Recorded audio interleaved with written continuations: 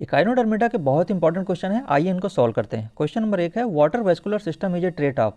जल संवहन तंत्र किसका लक्षण है? मोलस्कस का है, पॉरीफेरेंस का है, इकाइनोडर्म्स का है, या फिर कह रहा है ऑल ऑफ दीज। तो जो वाटर वेस्कुलर सिस्टम होता है वो इकाइनोडर्मेटा का बहुत ही एक विशिष्ट लक्षण होता है। इसमें होता क्या है, इस सिस्टम में एक मैड्रीपोराइट होता है, इसके द्वारा ही जल प्रवेश करता है और फिर जो है ट्यूब फीट जो होता है, ट्यूब फीट वो लोकोमोशन में सहायता करता है। क्वेश्चन नंबर 2 है, अरस्तु की लालटेन किससे संबंधित है? Aristotle lantern is concern connected with, कह रहा है रिस्पायरेशन से, मैस्टिकेशन से, एक्सक्रेशन से, या फिर रिप्रोडक्शन से। तो जो अरस्तु की लालटेन होती है ना, वो इकाइनस में पाई जाती है। इकाइनस, इसी को ही क्या कहते हैं, अरस्तु की लालटेन। तो इसमें जो है यह इसका चबाने का अंग होता है। तो यहाँ पर बी ऑप्शन करेक्ट होगा, मैस्टिकेशन। अगला क्वेश्चन है, इकाइनोडर्मेटा में एम्बुलेक्रल तंत्र का प्रमुख कार्य है। Main function of ambulacral system in Echinodermata is circulation, movement, defence, या फिर कह रहा फूड कलेक्शन। तो इसमें होता क्या है कि ट्यूब फीट एक नामक जो संरचना होती है उसमें इसका प्रमुख कार्य लोकोमोशन में सहायता करना है, यानी कि मूवमेंट में। तो यहाँ पर बी ऑप्शन इसका करेक्ट हो जाएगा, मूवमेंट।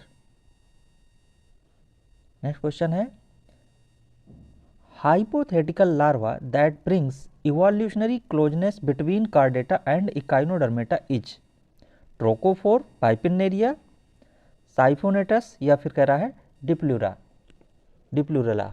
तो इसमें जो इसका करेक्ट आंसर होगा वो होगा बाइपिनेरिया। अगला क्वेश्चन है, जल संवहन तंत्र पाया जाता है, water vascular system is found इन। अब देखिए, ये पहले जो क्वेश्चन था उसमें संघ का नाम बताना था कि मतलब किस में पाया जाता है, इकाइनोडर्मेटा में, पोरीफेरा में। अब यहाँ पर जो पूछ रहा है वो एनिमल में पूछ रहा है कि हाइड्रा में पाया जाता है, स्पंज में पाया जाता है, स्टार फिश में पाया जाता है, या फिर इनमें से कोई नहीं। तो हमें पता है कि स्टार फिश क्या है, इकाइनोडर्मेटा है। तो यहाँ पर सी ऑप्शन करेक्ट हो जाएगा। अगला क्वेश्चन है, मैड्रीपोराइट संबंधित है। अभी हमने इस पर डिस्कशन किया था कि मैड्रीपोराइट जो है क्या होता है। मैड्रीपोराइट के द्वारा ही क्या होता है, जल प्रवेश होता है और इसके बाद जो है स्टोन कैनाल द्वारा रिंग कैनाल में आता है। तो यहाँ पे कह रहा है कि madreporite is associated with canal system in sponge, reproduction in prawn, water vascular system in starfish, या फिर कह रहा है रिस्पायरेशन इन प्रॉन। तो हमें पता है इसका करेक्ट आंसर क्या होगा, इसका करेक्ट आंसर होगा C option, water vascular system in starfish. अगला क्वेश्चन है, tube feet are characteristics features of. अभी हमने डिस्कस किया था जेलीफिश, स्टारफिश, क्रेफिश, या फिर कटलफिश। तो ट्यूब फीट जो होते हैं वो स्टारफिश में पाए जाते हैं। तो यहाँ पर बी ऑप्शन करेक्ट होगा। स्टारफिश का मेन फंक्शन क्या होता है, लोकोमोशन।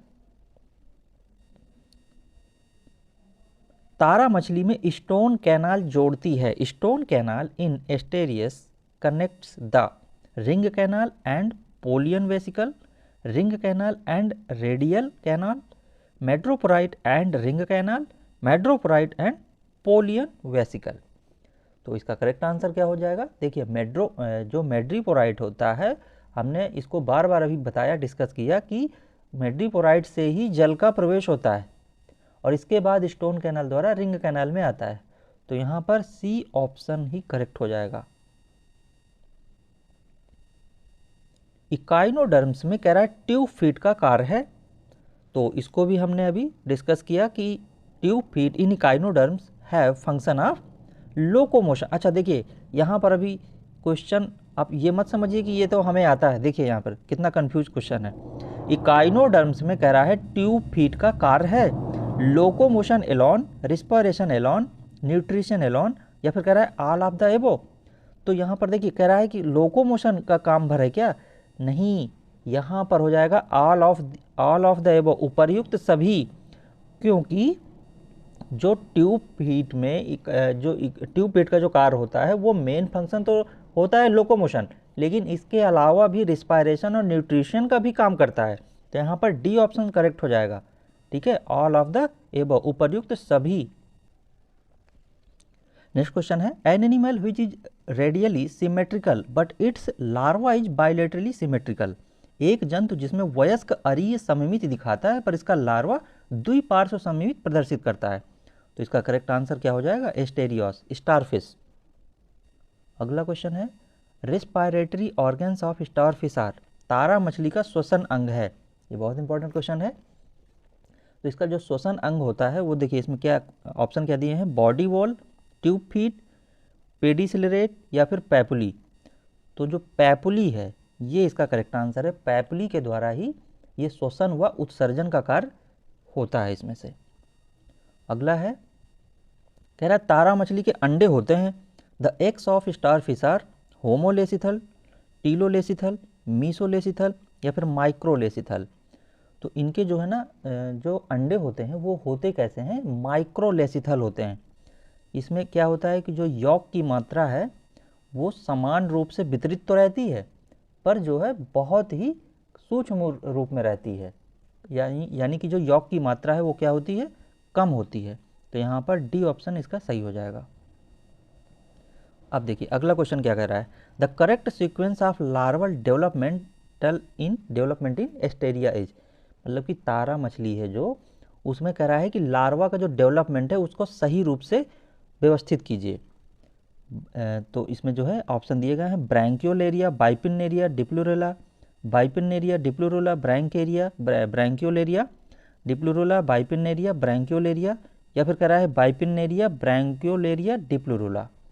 तो इसमें से जो इसका सही सीक्वेंस होगा वो है सी ऑप्शन, ये डिप्लूरोला, बाइपिनेरिया फिर ब्रैंकियोलेरिया। नेक्स्ट क्वेश्चन है कौन सा कह रहा है एनिमल एक इकाइनोडर्म्स है। Who one is an echinoderm, sea anemone, sea pen, sea cucumber या फिर सी लिली। तो देखिए जो सी कुकुम्बर है ये क्या है, ये एक इकाइनोडर्म्स है। और सी कुकुम्बर इसका साइंटिफिक नेम क्या है, इसका साइंटिफिक नेम है होलोथूरिया, होलोथूरिया। अगला क्वेश्चन है मीसोडर्मी कैल्शियम युक्त अंतःकंकाल पाए जाते हैं। The mesodermal calcareous endoskeleton is found in sand dollar, saw dog, sand fly या फिर कह रहा है पेपर नॉटिलस। तो देखिए इसमें थोड़ा समझना पड़ेगा आपको। मीसोडर्मी जो अंतःकंकाल है ना, अंतःकंकाल जो है वो कैल्शियम युक्त पाया जाता है सैंड डॉलर, यानी कि ए ऑप्शन में। अब देखिए सैंड डॉलर क्या है, एक इकाइनोडर्मेट है। और जो पोरीफेरा में पाए जाते हैं ना, यहाँ पर देखिए बड़ा कन्फ्यूजन क्वेश्चन हो जाता है यहाँ पे। पोरीफेरा में जो पाए जाते हैं वो होते हैं क्या, डिप्लोब्लास्टिक, ठीक है, वो होते हैं डिप्लोब्लास्टिक। और इकाइनोडर्मेटा में जो होते हैं वो क्या होते हैं, वो होते हैं ट्रिप्लोब्लास्टिक। तो यहाँ पर ये समझने वाली बात है। तो इसका करेक्ट आंसर हो जाएगा ए।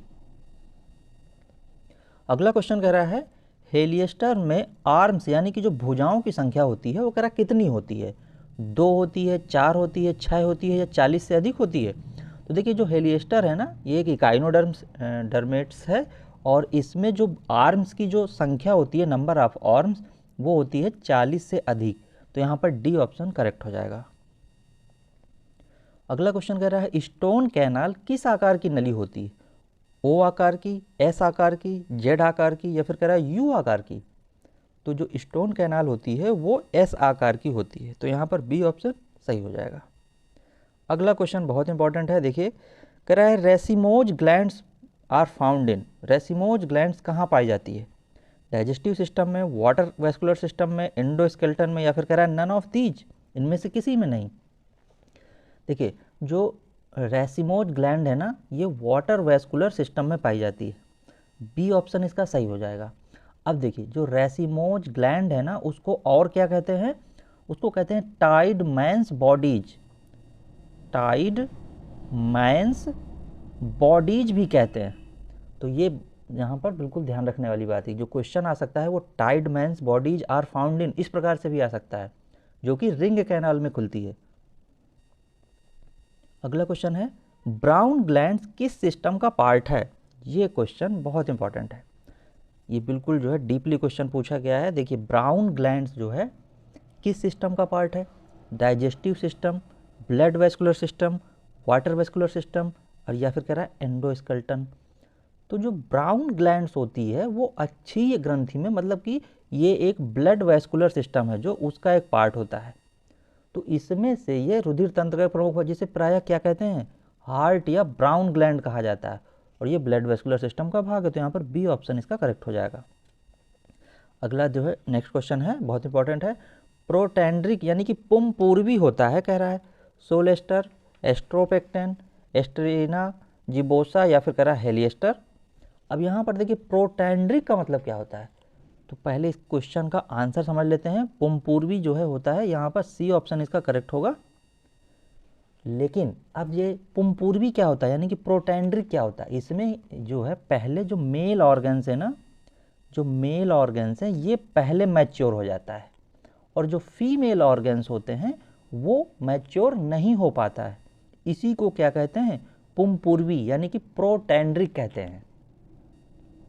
अगला क्वेश्चन है, फेदर स्टार कहा जाता है एंटीडोन को, सी कुकुम्बर को, इकाइनस को या फिर ओरिस्टर को। तो एंटीडोन को सी लिली भी कहते हैं, ये याद रखिएगा। तो यहाँ पर ए ऑप्शन सही होगा, फेदर स्टार कहा जाता है एंटीडोन को। अगला क्वेश्चन है, लेंस नर्व्स होता है, लेंज का जो नर्व है कह रहा है क्या कहाँ पे होता है, ट्यूब फीट में होता है, हीमल सिस्टम में होता है या फिर रिस्पायरेटरी सिस्टम में होता है या फिर कह रहा है नन ऑफ दी, जिनमें से कोई नहीं होता है। तो ये जो है लेंज का नर्व जो होता है ना वो ट्यूब फीट में होता है। यहाँ पर ए ऑप्शन यहाँ पर सही हो जाएगा।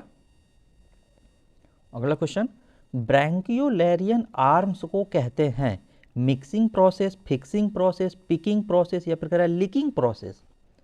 तो इसका सही आंसर क्या हो जाएगा, पिकिंग प्रोसेस, सी ऑप्शन इसका सही हो जाएगा। स्टारफिश के किस लार्वल स्टेज में कोरक रंध्र लार्वा की एनस में बदल जाता है। तो यहाँ पर देखिए क्या क्या ऑप्शन दिए गए हैं, डाइप्लुरुला लार्वा, बाइपिनेरिया, ब्रैंकियोलेरिया या फिर कह रहा है नन ऑफ दीज, इनमें से कोई नहीं। तो यहाँ पर इसका करेक्ट आंसर हो जाएगा डाइप्लुरुला लार्वा।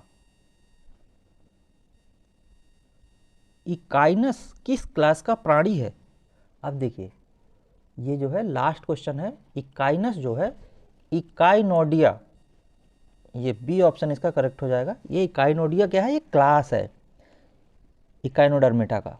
तो ये जो है इस इकाइनोडिया क्लास का ही प्राणी है, और इसको और क्या कहते हैं, अरस्तु की लालटेन। ये जो है हमने अभी पहले पढ़ा था कि अरस्तु की जो लालटेन है ना वो किसे कहते हैं, इकाइनस को ही कहते हैं। तो इस प्रकार से ये बहुत इंपॉर्टेंट क्वेश्चन हुए। नेक्स्ट प्रैक्टिस सेट को प्राप्त करने के लिए वीडियो को लाइक कीजिए, चैनल को सब्सक्राइब कीजिए और वीडियो को शेयर करना मत भूलें।